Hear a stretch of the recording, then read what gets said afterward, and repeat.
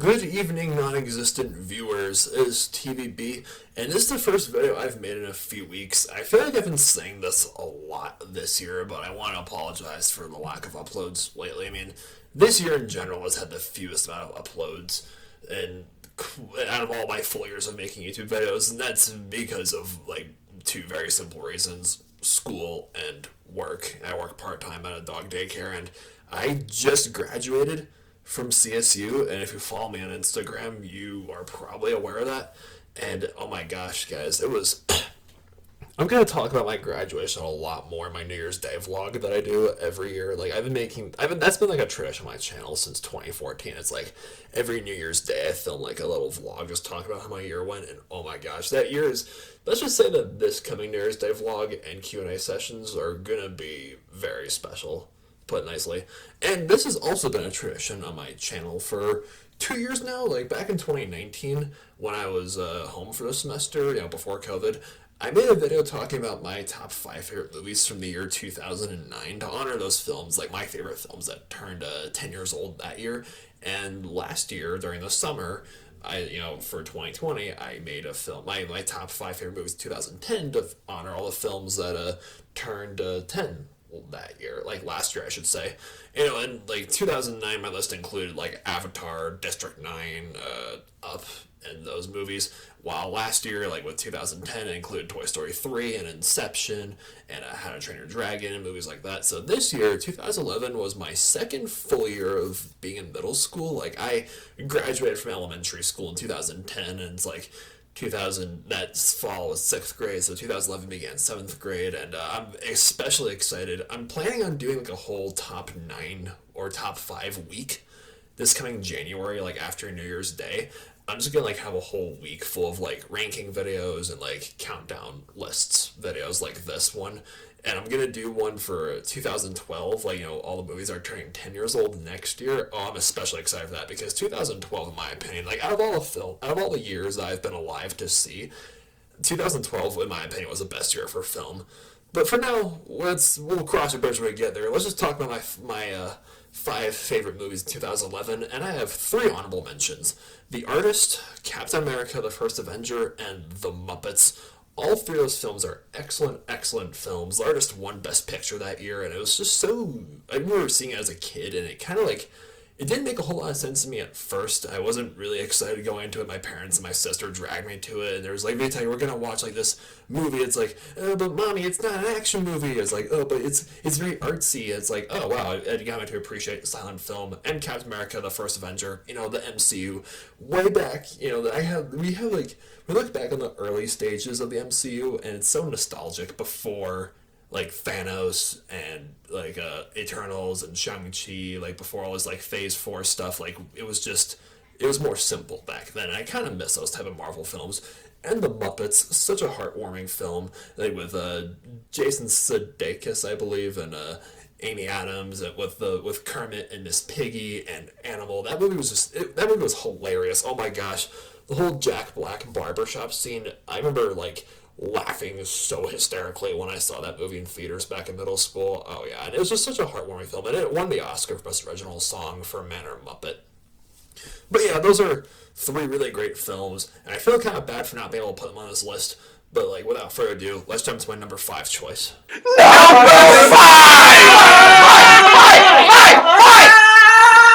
Number 5, I feel really bad for missing the 5th and 6th installments of this franchise because my number 5 choice is a Mission Impossible Ghost Protocol. I regret not, like, my family and I way back, like Christmas break of 7th grade, we didn't see this movie in 3D because my parents really don't like 3D movies. But like, we saw this movie, and I so regret not watching it in IMAX 3D because I hear this film beautifully utilized like IMAX 3D, and like there are some shots from what I've been told where it's like you can feel like especially the scene when Tom Cruise has to like climb the building with like his glue gloves, and I hear that like those who saw the movie IMAX 3D, like they felt like they're about to fall off the building because it looked that like in your face, and oh my gosh, that scene was so tense. But it knew how to sneak in some humor as well. I remember the rope was too short. It's like, the rope is too short, and Tom Cruise is like, no shit. Oh, the whole theater was laughing hysterically. I remember that. And I had this film's soundtrack because of special place in my heart, because I've been playing the tuba since 5th grade. And for my middle school band, like, we played the James Bond theme, and me being a tuba player, me and the other tuba players in the low brass, we get to play the melody. Boom, boom, boom, boom, boom, boom, boom, boom, boom, boom, boom, boom, while the flautist was going doo-doo-doo, doo-doo-doo, doo-doo-doo, doo-doo. And yeah, the cinematography, the action scenes, the editing, like, I didn't even, like, see the first 3 Mission Impossible films, and I've heard that nobody remembers those 3 films because Ghost Protocol just blew all 3 of them out of the water. And I feel really bad for skipping Rogue Nation and Fallout, because I've heard amazing things about both those films too, and I really should give them a watch at some point. But yeah, Ghost Protocol, easily one of the best action movies of our time period.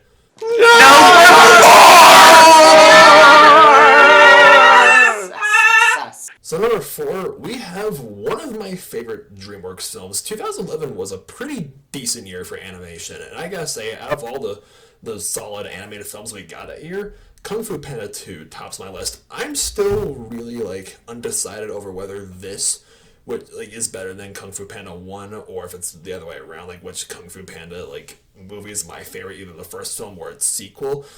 And it's just like, I think Kung Fu Panda 2 is the more entertaining of the two, while Kung Fu Panda 1 is just like, it's the film that started it all, and like, it's just more quotable. Like, Master Oogway saying like, oh, today, yesterday's history, tomorrow is a mystery, but today is a gift, that's why it's called a present. I gotta tweet that at some point, or draw a picture honoring that for my Instagram page at some point.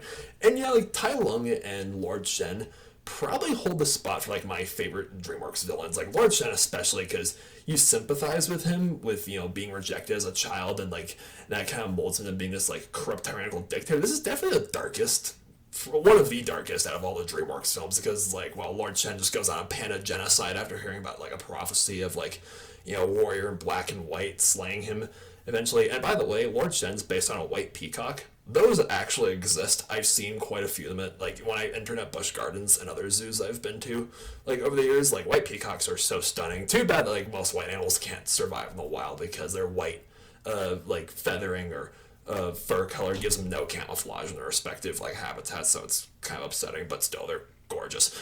And yeah, we see Poe Grimoire as a character in the Furious Five, and we see them meet other kung fu masters. Like, I just remember having such a blast in the theater. It's definitely, like, Kung Fu Panda 3, people kind of like crap all over that one. I don't. I liked it when it first came out, but the third installment doesn't hold a candle to the first 2 films. Neither does the show on cartoon, on the whole cartoon Kung Fu Panda series, like Legends of Awesomeness. Yeah, I liked that show when I was a kid, but in retrospect, I can understand why it was canceled. But yeah, the first 2 Kung Fu Panda films are, like, easily one of my favorite animated movies of all time, and, like, definitely up there with my favorite DreamWorks films. Like, I wish DreamWorks, like, would be doing better in recent years than it has been, because, like, there was, like, a golden age of DreamWorks films. That was, like, throughout the 2000s and the early 2010s, and I think after Kung Fu Panda 2, we did kind of, like, after How to Train Your Dragon 2, we started seeing, like, a dip in quality of DreamWorks films, and hopefully they can find that glory again at some point. Speaking of really epic sequels, or reboots in this case, I think out of all the reboot, like, franchise we've had within the past, like, 20, 30 years, the Planet of the Apes trilogy, like, the rebooted Planet of the Apes trilogy is definitely was definitely one of the best. And Rise of the Planet of the Apes, oh my goodness. This, like, Andy Serkis, give that man an Oscar, for crying out loud, Academy. Like, he nailed it as Caesar, and it's not his first time doing motion capture for an ape. Like, he played the motion capture for King Kong back in the 2005 King Kong, directed by Peter Jackson, and he nails it still, because this is when Caesar's, like, starting to grasp his mutation, so he can't speak just yet, and, like, that ending when he just yells "no" at Tom Hiddleston's character was just goosebumps. And yet, throughout most of the film, he doesn't talk, so he talks mostly, like, ape noises and sign language, and making eye movements, and his relationship with James Franco was just so well written, and it's just, like, the how-to guide, like, rebooting a movie franchise. And I know, like, the following films, like Dawn of Planet of the Apes and War for Planet of the Apes, I'm glad they knew better to just like keep this like rebooted Apes franchise as a trilogy instead of dragging out for too long. It's like the way that War of the Planet of the Apes ended, it's like, yeah, I kind of wanted to see more, but at the same time, I think I'd rather see the franchise just end on a positive note than drag itself out for too long and become dry and redundant and poorly directed like other franchises have gone down in the past. But yeah, Rise of the Planet of the Apes, it raises a lot of interesting questions about, like, humans' relationship with animals, especially the ones that we're most related to, chimps, gorillas, and orangutans. Like, I loved Maurice throughout this entire franchise, the orangutan, the circus orangutan that knows sign language through his time at the circus. Like, this film kind of sparked the whole trend of, like, movies making me want to learn ASL, like, characters that communicate with, like, sign language and stuff, with, like, verbal dialogue. We got Rise of the Planet of the Apes. We got Godzilla versus Kong. We have A Quiet Place, the Quiet Place movies. We got Shape of Water, and a lot more that I could probably I can't name off the top of my head. But yeah, it's like this film just did a lot more for like blockbusters, and I hope to see if there are going to be more reboots, like for other like classic film franchises. They should definitely follow in Planet of the Apes' footsteps.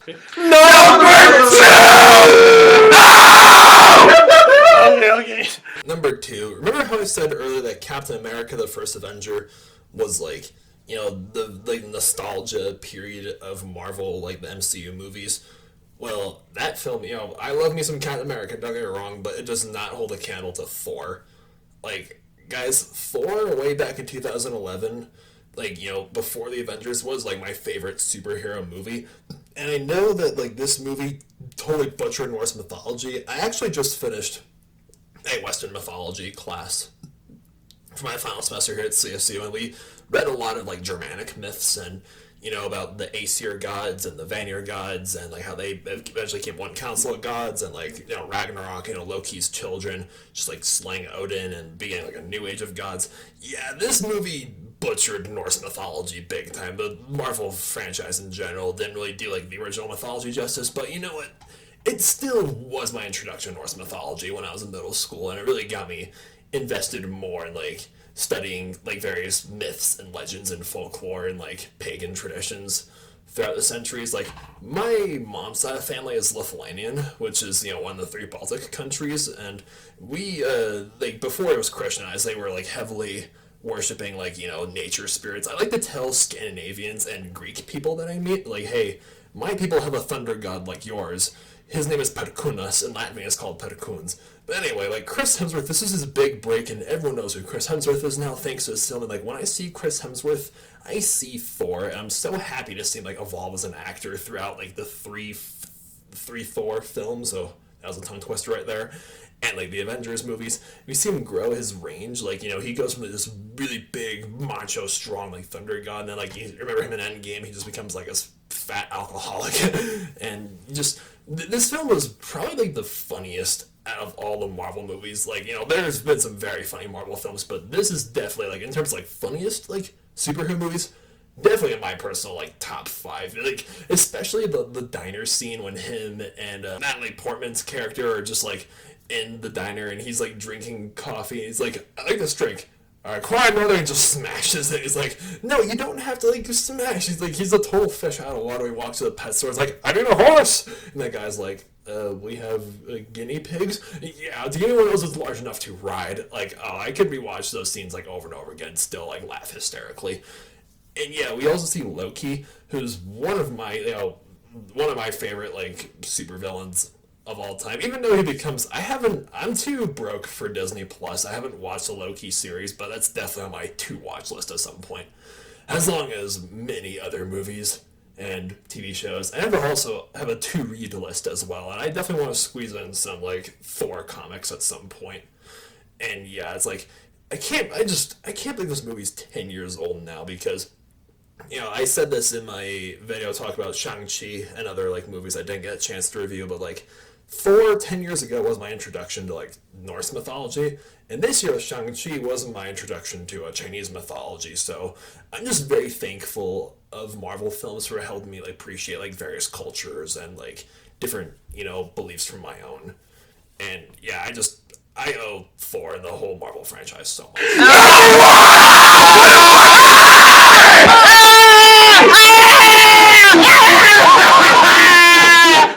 Alright, here it is. My number one favorite movie of 2011. I'm still kind of dumbfounded this movie is 10 years old now.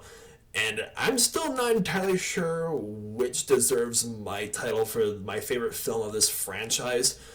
But let's just I'm still wrestling between this and the second film in this epic saga that was concluded this year. But this definitely earns a spot. This is definitely my top 10 favorite movies of all time, and that is Harry Potter and Deathly Hallows Part 2. I never read the Harry Potter books when I was a kid. My sister read the absolute heck out of the books when we were little, and of course had me watch all the movies. And my mom, and I saw this movie in theaters summer 2011. I just walked away from the theater really choked up and wanting to cry because wow, it's in a weird sense, it's kind of like graduating college. I during my graduation ceremony this past Saturday, the tears were hard to fight back, and I wasn't sure if I was wanting to cry, but sad tears because I was upset that I would miss being a student. Oh, my college career is over. I'm gonna miss being a college student, or if they're happy tears because oh wow, I have this huge accomplishment that I've worked so hard for, and now it's done and I've completed it and it's mine, and I want to cry happy tears because I got that same feeling as a 12-year-old walking out of the theater with my mom, my sister, when this movie came out. I was wow, 8 movies just accumulated to this, and no loose ends were untied. We get Harry, Ron, Hermione, Professor Snape, just everyone gets their moment to shine, and we see them. This is why I think the best part about the Harry Potter franchise is how the Harry Potter films have you growing up with Harry and Ron and Hermione, and this is obviously a darker second half of the franchise, but that doesn't mean that it didn't have time for humorous moments, like when Professor McGonagall casts a spell and all the stone giant knights just come down and she's I've always wanted to use that spell. It's it makes me feel warm inside already just thinking about it.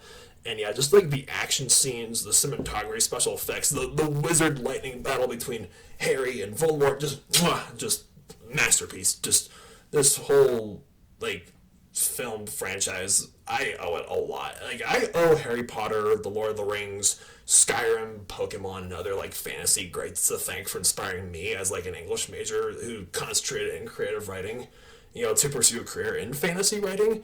I've written a few short stories, and I've drawn a lot of concept art for my own fantasy series. And if you follow me on Instagram, you probably know that.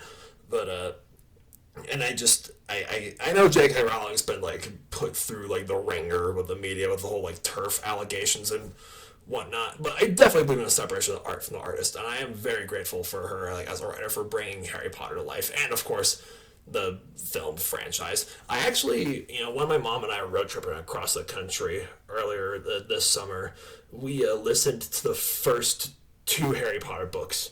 Actually, no, we listened to the first one. We listened to the first one on tape, we got it from the library. And then when I got back to Colorado, I listened to Chamber of Secrets and The Prisoner of Azkaban, the books on Spotify. And I really gotta finish Goblet of Fire sooner or later. I don't have an excuse not to read the books anymore. Like I said, the Harry Potter books are very much on my to-read list alongside 1984 and The Lord of the Rings and Jurassic Park and all those other classic books. I want to just go on a classic fantasy and sci-fi spree at some point. I'll let you know how that goes. But yeah, those are my 5 favorite movies of 2011. Thank you so much for watching. And keep in mind, this list was purely based on my opinion and from the films I've seen. If you think there's any great 2011 films I've missed, please let me know in the comments down below. Subscribe to this channel, please, and go ahead and hit this video a like. Or dislike, you guys won't be able to see those anymore. Duh, shoot me. Anyway, have a nice night. Stay beastly.